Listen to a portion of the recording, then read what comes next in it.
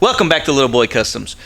Today we're going to try to get that cab out of the shop, get the other cab in the shop, and maybe even cut the cab down.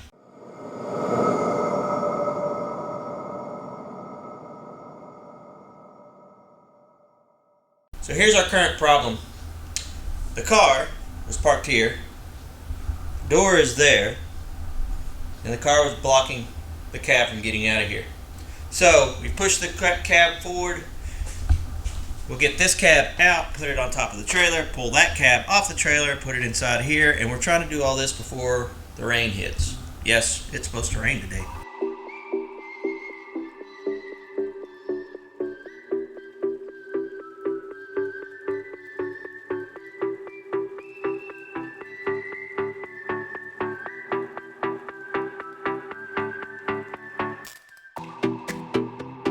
Alright guys, got the cab inside the shop here. Old cab, sitting right there. So, first thing we're going to do is we're going to work on getting this windshield out. It's got a lot of rock dings and stuff like that inside of it. From who knows what. Also, the plastic layers in between the glass, whatever, when they're making it, has started to corrode and melt and that kind of stuff, so the glass is going to have to be replaced. So first thing I'm going to do is I'm going to take this glass out, and then we'll start looking at taking the front firewall apart. There's a lot of rot in the bottom half of this truck, so pretty much I'm going to cut it the exact same way I cut the last one. I'm going to follow this line right here, leave this lip, and just follow it all the way along and then back down. And then I'll probably cut it right here and then flip the truck up on its end to where the back glass is facing down, and then I'll cut the floorboard out. Now you can do this with a plasma cutter. I'm not going to. I'm actually going to do it with a Sawzall. Reason why is because I want cleaner lines.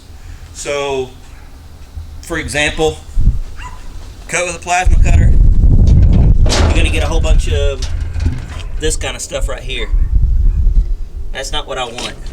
So I want my cuts to be like the car over here. That's with a Sawzall. See how clean it is? I want that. That way whenever I can start welding the two back together, then it'll make it easier for me making patch panels and that kind of stuff. So I'm going to cut the front end of this off with a Sawzall.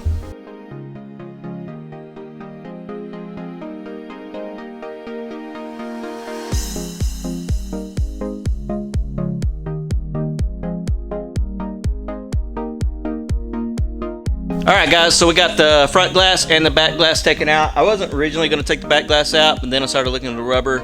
I'm probably going to want to go ahead and get that replaced anyway, so I just went in and took it out. Now, a couple of videos back on the old white truck, I had a brand new windshield put in and a brand new rear glass put in, and before I'd wrecked the truck and everything. And someone made the comment about those guys not using any kind of sealer or stuff around the windows. And I didn't think anything of it because I've never put a glass in myself, and so I'm not sure if there is sealer or not sealer. If someone out there that's done this before knows, leave a comment below.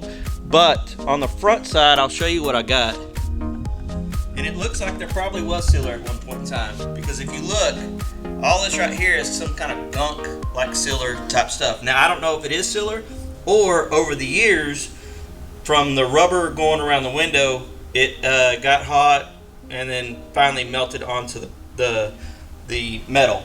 I'm not sure which way that works, but the last cab had a real bad rust spot right there. This one is not rusted at all. Like I said, the top half of the cab is in really good shape. Now, as far as the back side of the window sill, if you look, that's shiny paint. I mean, you can tell there wasn't any kind of seal, like a sealant, other than the rubber seal on the back side. So I'm not sure if there is sealant that goes on with the rubber or not. I'm going to assume that there's not, seeing how I took this one apart. That paint looks super shiny and good, and so I'm guessing that there is no sealant on there whenever they install those in. On the front side, the only thing I did up here was there was a brake booster right there, not booster, but master cylinder. That right there was bolted onto the front end of it. This right here is from underneath the dash, what holds the steering column in. So I unbolted that, and then the 4 holes there, I unbolted those, which unbolts the bracket that actually hangs right here. There's also 2 more screws that go in from down here underneath that hold that bracket in. The only other thing that I've done is the cab has a bracket right here, and on the Firewall side of it, and bolted it from there.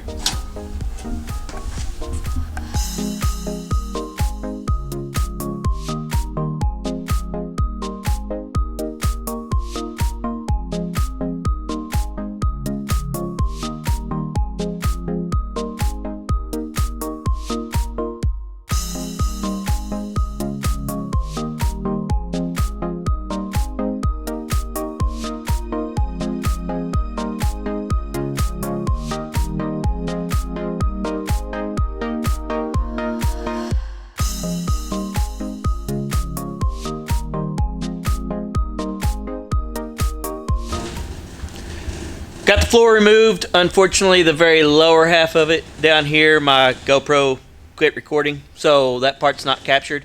But it is removed. There is a couple of things that I'm not really happy about. So I removed it all the way down to this lower bracket right here. And on a 67 F100, this lower bracket is not as wide as it is on this 70 model. So, I'm actually going to cut that off, this all off right here. And I've been using the plasma to kind of cut that off down there, the lower half of it. But it's like, it's double layered or whatever. So that'll take a little bit longer, and I don't know exactly how much of it I want to cut. So if you notice, this is the bracket part of it. I'm thinking about leaving the lower half of it to help stabilize the cab a little bit. May box that in right there and just narrow this down. That way, whatever seats that I do find for this thing can go back further, because that sticks out quite a bit. Some areas that we're going to have to patch is like this right here. It's super rotted. This side over here is even worse. As you can see, it's just like, it's all the way up.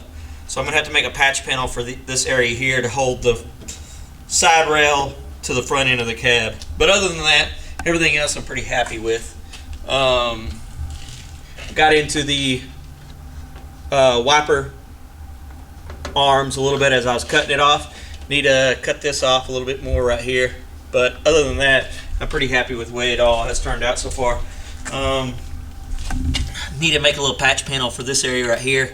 This bracket that was running across there, if you saw in the time-lapse video, you saw it was super rotted. So anyway, so like I mentioned, my next plans are to make the patch panels for right there and right over here, and then we will start working on removing the patch panels from the car, cleaning all this up.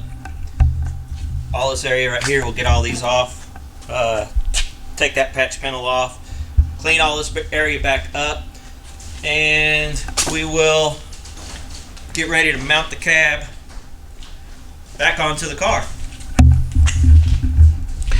It's kind of amazing to think the last time I cut one of these up was February 21st, a little bit before that, because I posted the video on February 21st of 2020.